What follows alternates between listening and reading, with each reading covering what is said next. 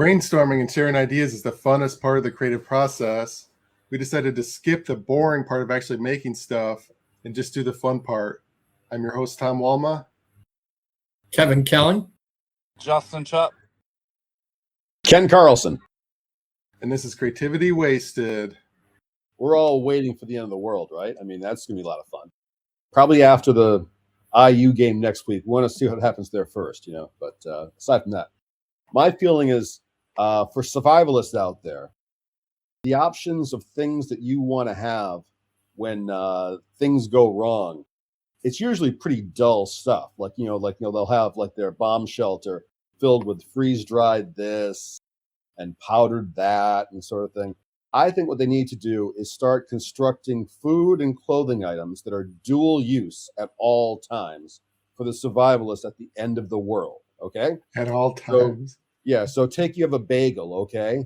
The bagel needs to be inflatable, so then that can also be a flotation device so when the waters rise, all right? So every food item you get that you store up needs to have another purpose, you know? You think about the shape of the food and what can be like a pizza really should have sharper edges so that can be thrown at people and slit their throats kind of thing, you know, but also be delicious for what you're going to have in your bunker for later on, you know. Then later on with clothes, you've got to think about, all right, say you're a gassy individual who farts a lot, all right? You want to be able to contain those gases, those greenhouse gases somewhere. So those fart controlling pants might be a good way to kind of recycle that and then funnel that back into your housing situation, so you're not losing any elements of things that could go awry later on. I see. Were those all the examples, or? No, I thought we could riff on some more. I mean, it's just a matter of trying to figure out what people are going to need, and then how to take existing items and then make them dual use. I was just thinking, when you feed fish, like in a park, don't you take bread and throw it at the fish? Yeah, and then they having a bagel as a flotation device, as long as you're not a fish eat bread, sharks probably eat bread too, right? Maybe we never feed sharks at the park anymore. Yeah, but yeah, it might be a shark attractor, a bagel. Mm-hmm. Well, some people don't they feed? What do they feed to birds to make them blow up? Rice, Alka-Seltzer or whatever. Yeah, I never knew if that was a myth. So, I wonder why it's just birds that happens to. So. I think they just vomit and fall out of the sky or something like that, but it is deadly. Deadly rice. There you go, right there. Yeah, that could keep birds from eating your apocalypse stash. Just lace it with Alka-Seltzer. Yeah. You could use fruit roll-ups as additional window insulation. Definitely. Clear wrap window insulation kits. That's what I did for my apocalypse stash for when Trump first got elected. Because I read somewhere that a nuclear bomb, if you're where the nuclear bomb hits, you're fucked. Yes. But if you're in the they show the map of this is the red dead zone, everybody's dead, and then if you get out into the orange and yellow, what it's going to do, it's going to blow out your windows, the shock wave. So I bought this because I don't live in a city. I live maybe close enough that it would blow out the windows. So I bought some for my apocalypse stash, I bought some thick greenhouse plastic. It's it's thicker than those Windows insulation kits. It's got some rating or whatever for thickness. I cut it to be the size of all the windows, and then that was my other than the obvious shit, that was my quirky apocalypse stash item, is the Windows thing. But you can also use that as wrapping sandwiches, that kind of thing, and then you'd also make clothes out of it in the Lady Gaga style thing, multiple use kind of thing, because that could be a fashion statement later on when they're at the end of the world with only a few people left. That'd be a really interesting feeling as underwear. The fruit roll-ups? Yeah. I think they already do that, don't they? Tell us about it, Justin. I don't know. I'm just saying. I think somewhere in a strip mall. Yeah, I've heard about the whole edible panty thing as like a Yeah, joke. I know it's a real thing, but I never looked into it. I never bought it, seen it Well, at a you wonder if the store. Fruit Roll-Up guys came by like every once in a while, like, hey, we're out of material. Can you guys over in the sex department give us some so we can just, change the I'd label imagine and it's somewhat different than fruit roll-ups because it would, yeah, it'd be a mess. Yeah, you can also do like with your trash, you can like use it as insulation.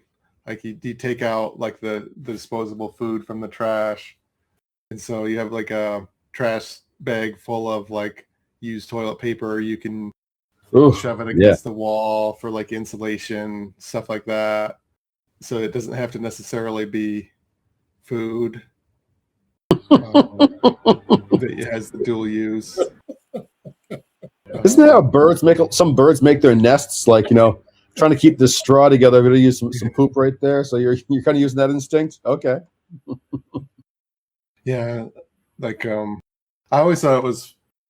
I don't know if this fits. I might edit this out, but I thought like if you're on like a spaceship and you're traveling like light years and you're in the ship for years, like all of like the hair that you shave off, like eventually that's gonna your spaceship is gonna get just filled with hair because you can't eat. You're not gonna want to eat the hair. The waste, I think you can like recycle it through the machines and stuff, fertilize plants with it in the spaceship. But what do you do with the hair? Yeah, you never hear about the custodial staff on the ships in the middle of interstellar stuff like that. Someone's got to do some vacuuming out there, right? But if you threw the hair out of the spaceship, eventually the entire extra like carbon that you would be using to recycle the plants or whatever, eventually pounds and pounds and pounds of organic material is gone. So then your food supply would lower. You'd have to figure out something to do with the hair. Maybe not in years, but if it was like hundreds of years. Mm. Yeah, that's not really relevant to your idea. Well, hair is a very tough, strong substance. You just have to have a lot of it, I mean, Yeah. I've heard that if you have someone with very long hair and you had like an elephant or a car like come towards it, it could stop if you have enough hair. The problem is your head would fall off, which would be, problematic of sorts. But you get enough hair together. Yeah. So. But you can make a hair coat. You could, you can do a lot of stuff with hair. Sure. Make hats out of it, obviously. Eating it, that's a little more challenging. Recipes. I was going to make a joke. Is that what you do with your hair? I don't know. Hopefully you don't get offended by that. If you are, I apologize. No, I don't want to let my secrets out here, okay? Foods as other things. The main thing you wanted to recycle was food, right? Yeah, find different uses for things that you're going to be needing in the survivalist world. Yeah, that's my idea. I'm trying to think of more examples. Yeah, I was thinking of popsicles, but if it's cold, it's going to melt. But that doesn't. I mean, you things can with have sharp edges, like Pop-Tarts, Yeah. What could you do with the Pop-Tarts? Well, sharp edges. You can use that in combat, of course. You could write on it probably with like a pen on the back of the Pop-Tart. Yeah, that could be like a place to a sticky store your ideas. Yeah. Coconut. Series of Pop-Tarts for your. You cut it in half. Yeah. If you cut it right down the jelly, then you can stick it onto stuff. You can use it as like a refrigerator magnet. Yeah. And then you could lick the fridge when you take it off. Yeah, glue. You could use it maybe as glue, some sort of food items as glue. Because in some games, you can even, video games, like for crafting, you can craft glue out of mute fruit in Fallout. In the Fallout be a badge of honor certain guys wear. Like, oh, you're a double Pop-Tart, a 2 brown sugar cinnamon Pop-Tart rank, have Pop-Tarts stuck on your chest kind of thing. So, I mean, a lot of those foods last forever anyhow. But, yeah. Coconuts is a great example. You can use the that for, putting on the chest. You can eat out of it, drink out of it. You Make can, it into a bowl, cut it in half. yeah, exactly. All kinds of uses there. If you go by the movie American Pie, you can use the pie like they do in the movie, There you go. Yeah. or other things, stuffed That- chicken. You do that is. I mean, you got to get by somehow. You got to survive the apocalypse. And if you're not having sex with a pie, then you're not gonna last very long.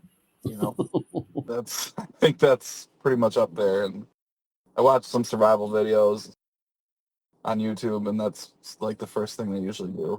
Bear Grylls. I could see him doing that. Bear Grylls After Dark. Naked and afraid, but just one of them are afraid because they're watching you. Okay, yeah, whatever.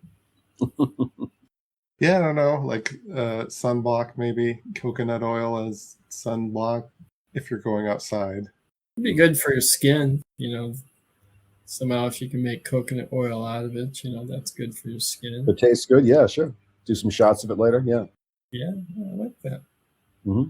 Like all the leftover food, you can like make it into a compost heap that can like generate heat and like because the microbes that eat it up.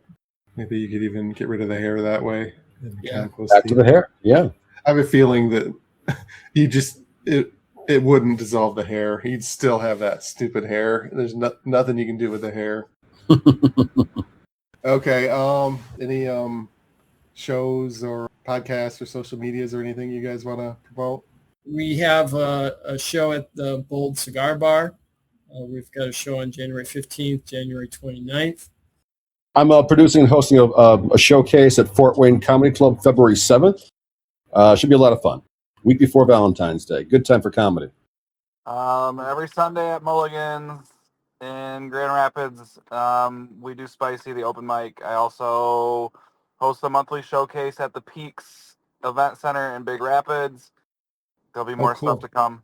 I'm performing in Ambrosia Theater this coming Saturday, January 17th, I think. Yeah. It's a beautiful room. And then I have my fitness thing called Gaming McFitness, where I build video game controllers in the fitness machines, and then I play video games on like Twitch. So there's one kind of behind me there. That's the handles of the treadmill with the game controller and all the wires and shit. This has been a production of Planet Amp Podcast, powered by Pinecast.